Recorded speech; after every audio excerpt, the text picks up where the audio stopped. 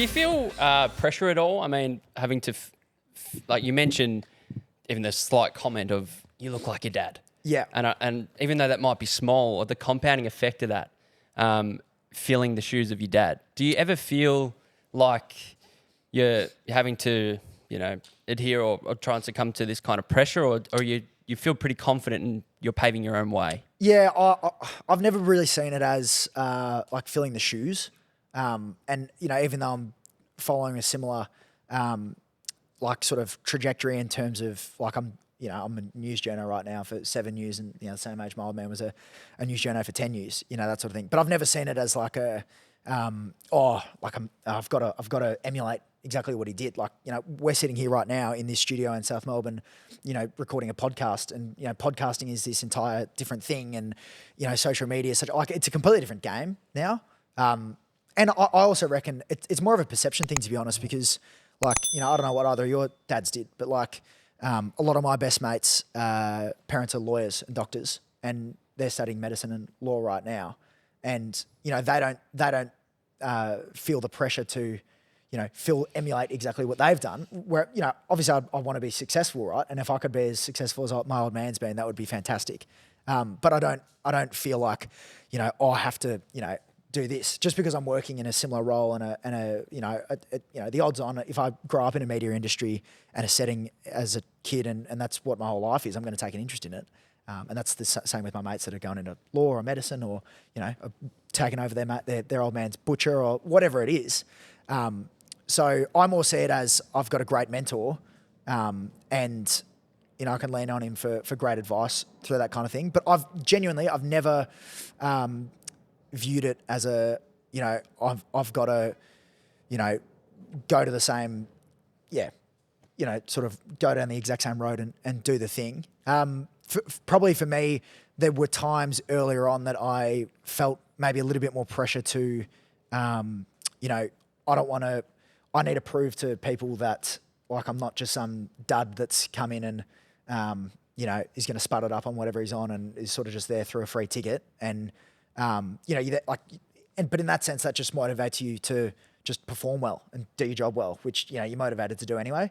And I don't really feel that way now. That was probably more like in really early sort of periods. But you have your people that you appreciate the feedback from and that kind of thing. And then you move from there. So it's a bit of a convoluted answer, but yeah. Well, I mean, and again, like it's always the way, unfortunately. But like you see articles and it talks about like nepotism and all that kind of. So even dealing with that kind of stuff, like how have you gone when that's being portrayed? I mean, mainly it's social media trolls, but again, I suppose to prove yourself outside of just your surname. Yeah, well, I mean, like it's very easy to just go,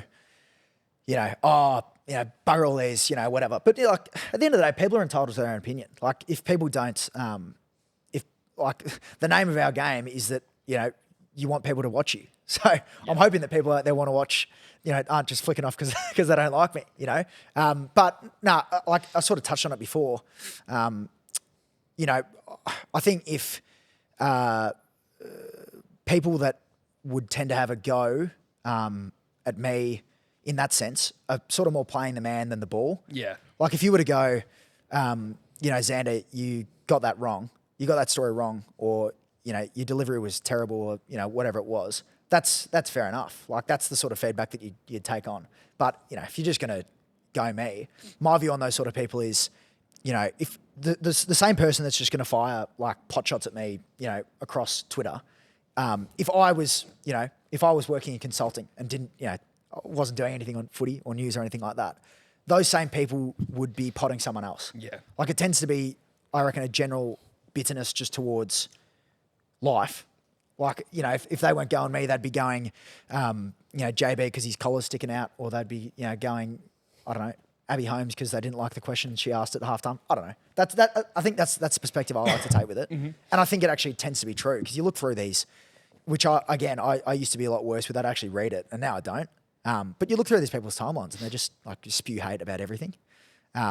So no, like again, I go to work and, I like to think I work hard and do a job that, hopefully my employers are happy with. And by the same token, like, you know, if I'm not going to listen to them pop me, it's, although you appreciate when they give you a lot of support as well, that's really nice. You got to try and keep your feedback circle pretty tight towards, you know, people that you know actually know what they're talking about, have a broader perspective on things, and understand the industry well. Like the old saying, don't take a sort of, well, actually, I'll get this wrong, but it's like, don't take criticism from someone that you wouldn't take a compliment from, or don't take a compliment from someone that you wouldn't take criticism from. It's all just white noise at the end of the day, you know.